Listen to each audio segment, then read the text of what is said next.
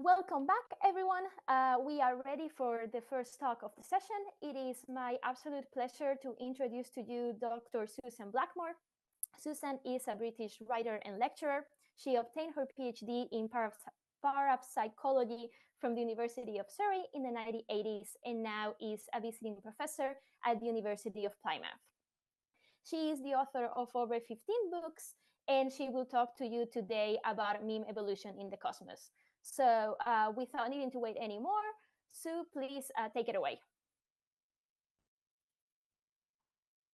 Thank you. Thanks very much. And thank you for inviting me to talk about meme evolution in the cosmos and for being involved in your weird and wonderful meme event.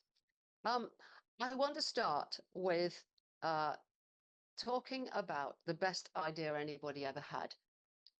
I want to do this because so many people think they hear the word meme and they think that means internet memes. Well, it doesn't. It's much more interesting and broader than that. I'm sure some of you know that, but I equally know some of you won't. So I want to go right back to the beginning of where the idea of meme came from.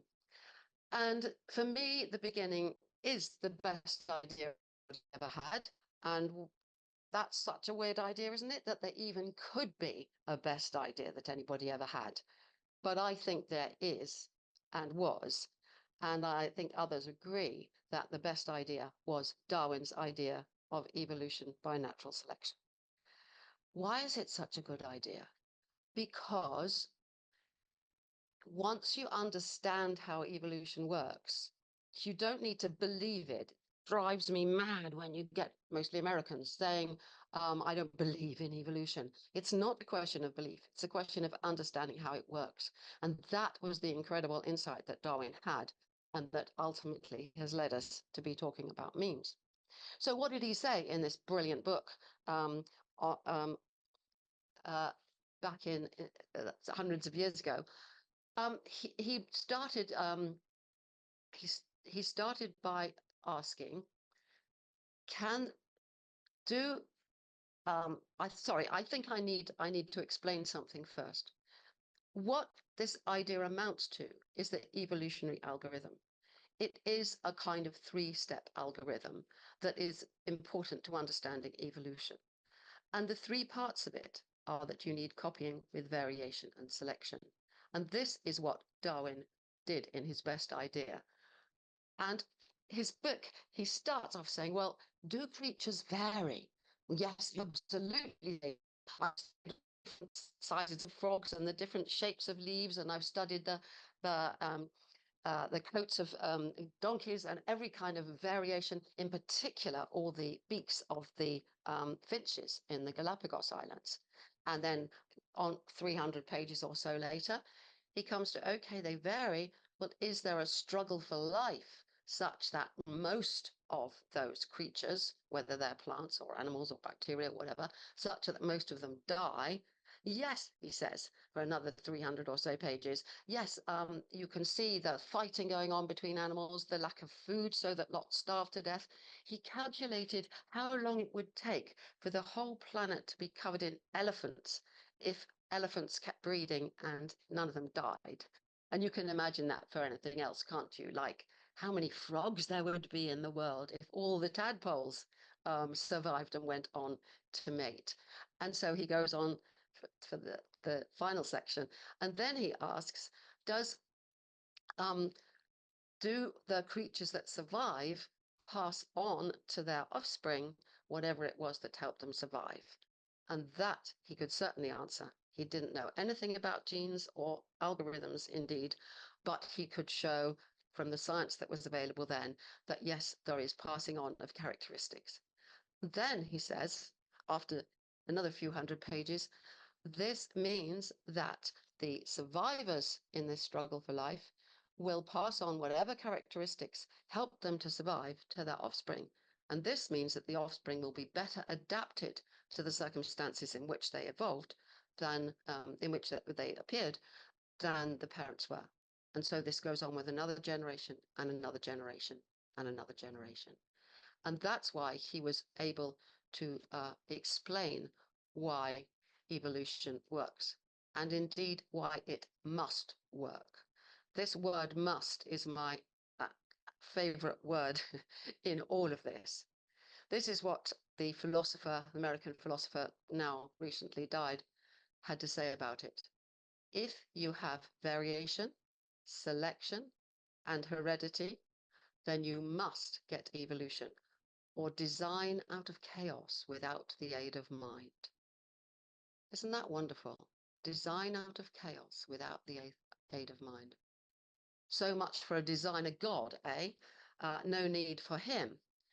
And that's why it's so contentious. The whole business of evolution is so contentious in religious countries where they ban the teaching of evolution in schools. And you just understand it, then you can't have to believe or not believe. Another way of putting this is that it's copying with variation or selection. And if you take this as a neutral algorithm, the point is it will apply to any kind of information. And, well, I'm in the way, aren't I? I'll get out of the way. The information that is involved in this process is called the replicator. So genes are the first replicator. Now, we move on to Richard Dawkins' book, The Selfish Gene. And I hope that a lot of you will have read that book. It is an old book, published in 1976, nearly 50 years ago, but it's still being read by a lot of people. It's still way up in the Amazon, amazing, in the Amazon rankings. And it's been called the best science book that's ever written. I mean, there are disputes about that, of course, but it's way up there with the in the importance that it has had. And the book was about the selfish gene, but the point he was making was exactly what I've been talking about, that what is important here is not the specifics of the gene or the selfish information that just inevitably gets copied when you have that evolutionary algorithm running. It's selfish information. He said it's more general than that. And I don't want to end this book with you thinking that it's all about genes, because I want you to understand that, that it's more broad than that. And so he asked this critical question in the last chapter. Are there any other replicators on this planet? And he said, well, look around you now. You can look around you. Look at the chair you're sitting. Look at the screen you're looking at. Look out the window. Look at the clothes you're wearing. Look at anything you can see, really. And he said, look, all of this is a new replicator swimming about in its primeval soup of culture, because all these things have been copied from person to person. And they've been copied with variation and selection. I mean, even take the chair you're sitting on, for example. That has been produced probably by a factory, but the shape of the chair and the color of the chair and everything, there'll be millions and millions of chairs have ever been made, and only some designs have survived. And if somebody sees your chair and they really like it, oh, I'll buy a chair like that. So when people like something, they make more copies of it, just like with internet memes. If they like it, they'll send it off to somebody and make more copies of it, and so on. So he said, we have a new replicator, the second replicator. Genes are the first replicator, and the second replicator, well, what are we going to call it? And he said, well, because it's all about imitation, and because it happened, it came about because humans could imitate. He thought that meme was a suitable word, because that's the Greek for that which is imitated. But he said, I hope my classicist friends will forgive me if I abbreviate meme to meme. And so that is how the concept of the meme came about. It is a second replicator on planet Earth. He did define it as a unit of cultural transmission or a unit of imitation. The trouble with that is once you start worrying about units, you get really deep in all kinds of insoluble problems. I mean, it's all right for chairs because, you know, a chair is a chair and you can have another chair and so on. But when you have music, you have problems. So Dan Dennett actually sorted out a lot of these things with the example of Beethoven's Fifth. So, for example, where da da da da, is the only thing that's transmitted, well, that's the meme. But if you sell a CD or download a copy of the whole thing, then that's what counts as the meme. So it's that which is copied. And I think the fundamental definition of a meme is that which is imitated or that which is copied. Now, when you really grasp that and look around you again now, you can see that the trees outside my window are there because the information that's been copied is all the genes that gave rise to those and the way they developed in their environment, guided by their genetic endowment. But when I look around my room, everything here, well, except for the houseplants, everything here has been copied by humans and by human selection. It is humans that have copied the ideas and the technologies and the objects, varied them, and then subjected them to selection so that some survive and some don't. And the result is this. So you can now see that examples of memes include songs, catchphrases, fashions, books, and technologies such as, well, all different kinds of technologies, building arches and bridges, and making cars, chairs, and even building computers. All of these are parts of culture. They're based on memes. They're based on copying. And what have we done? Look at what we have done. All that noise, all that consumption of the Earth's resources, all that energy being used up, all that obliteration of the life that would have been there, where there are now cities covered in tarmac, where the water can't run freely into the ground and into the sea, but is taken into drains and all sorts of things happening to it, and there's none left in the ground for the plants to grow, and no space for them either. So the second replicator has had a pretty devastating effect on the products of the first replicator, and we just keep going, making more and more and more stuff. Well, the question that I want to ask today, and that I'd like you to think about, because I think it's a really interesting and actually quite important question, is could there be a third replicator on this planet? So I like to think about this. I ask myself a question in this particular way. How did the second replicator emerge from the first? Well, what happened was a planet covered in a huge variety of plants, animals, fungi, bacteria, all sorts of things. But only one of those gene products, that is, human beings, early humans, were able to copy a new kind of information. So all the first lot was depended entirely on the evolutionary algorithm running on genes. But once we started to imitate, that was a new kind of imitation, behaviors and making objects and so on. And that set off culture. It's interesting to note that there are a few other species apart from us that can imitate to some extent, notably whales, dolphins, and some of the other great apes. But they don't copy with high enough fidelity or to enough extent to get the whole process going and produce cumulative evolution. Whether they could, we don't really know. It's possible, but it hasn't happened. So what would it take for the same thing to happen again? We would need some kind of new system which had a new kind of information, not genes, not human behaviors, that would do the three processes of copying with variation and selection. And do we have that? Well, I think we do. I think we have digital technology. If you think about the computers and phones and servers that we have, they are copying digital information with incredibly high fidelity. In other words, not making mistakes. Genes are very, very high fidelity, but with slight changes to produce the variation. In computers and phones and so on, the variation is produced in a different way. But you could be sure, going back to this, if you think about it, there's copying, variation, and selection.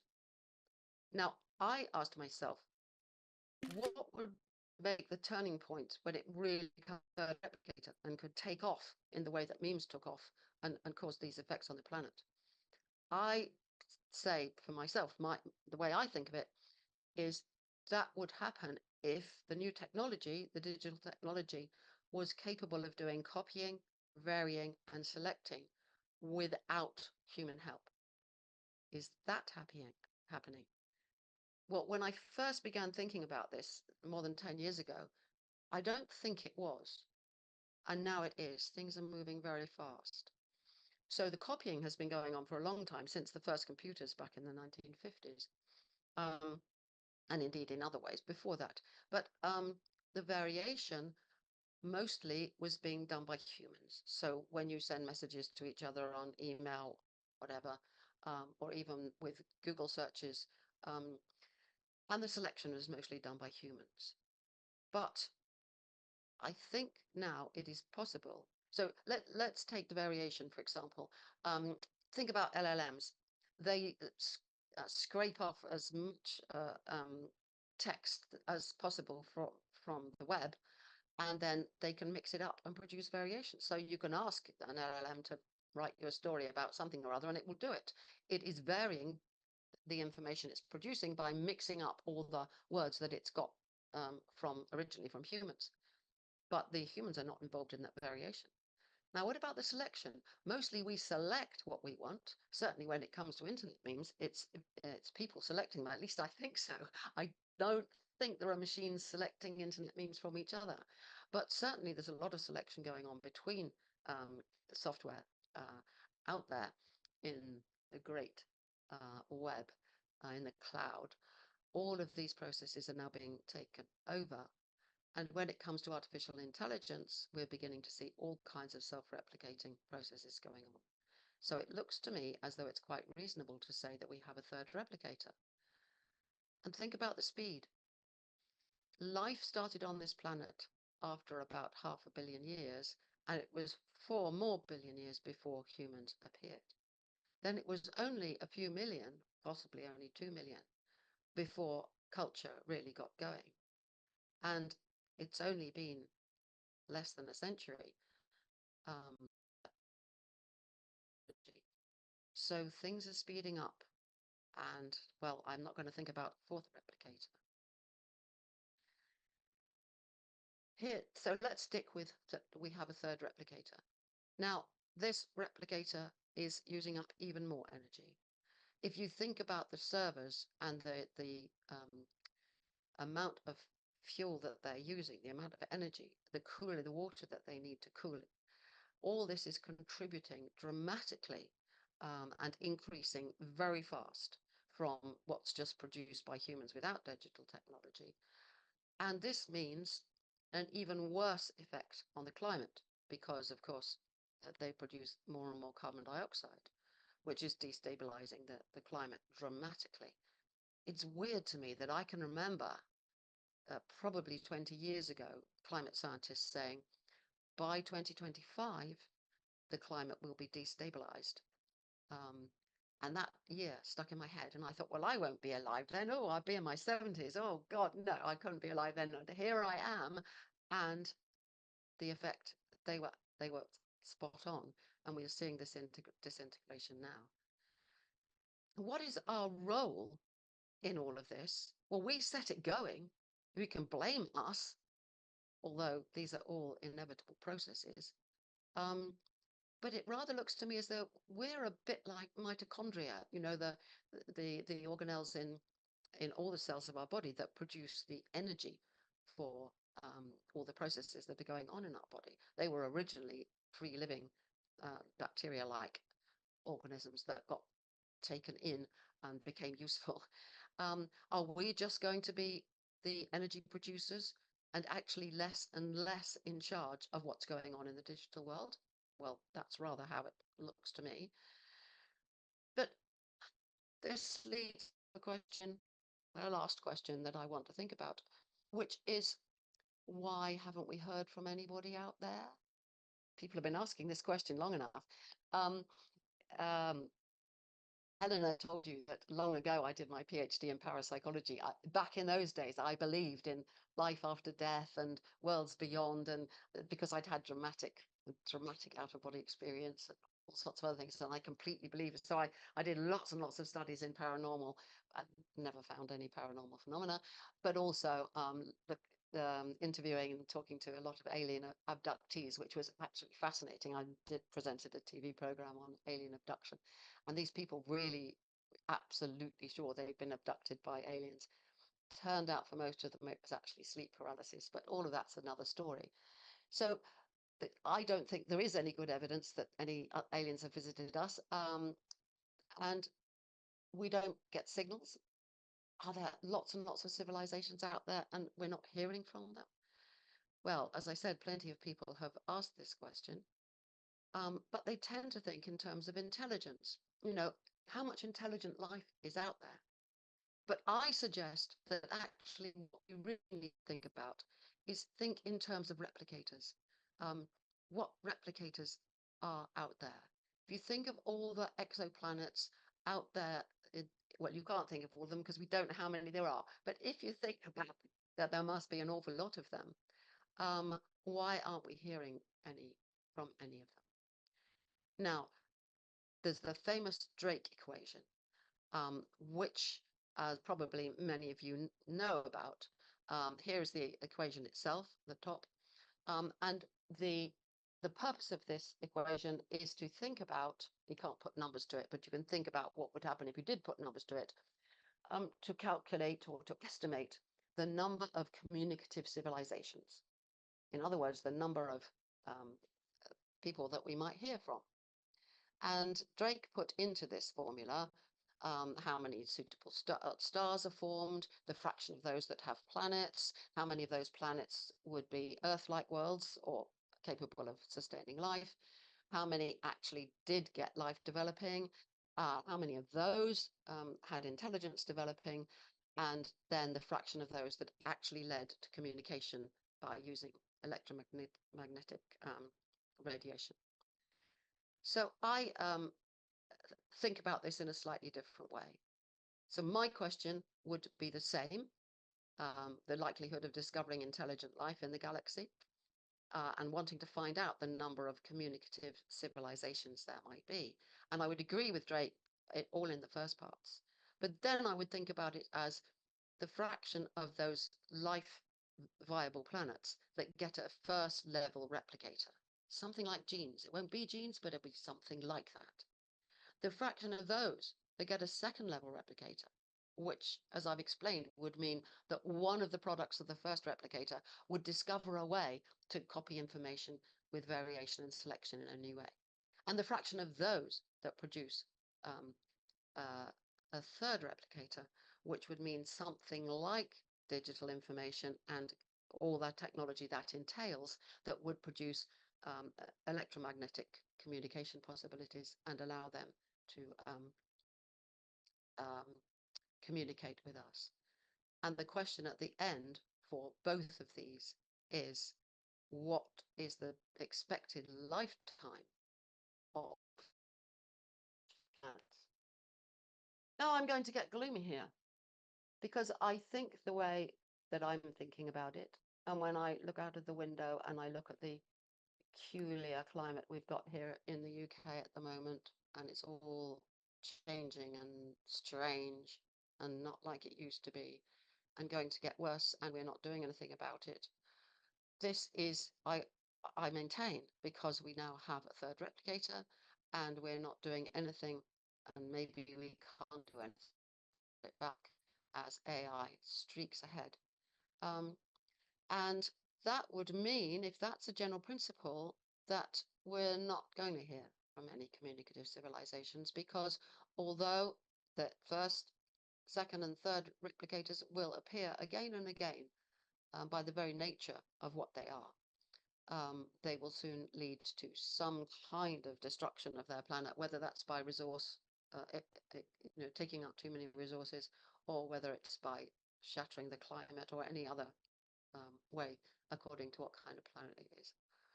But I'd better not end up too miserably, had I. This may not happen, but I do think it's worth thinking about.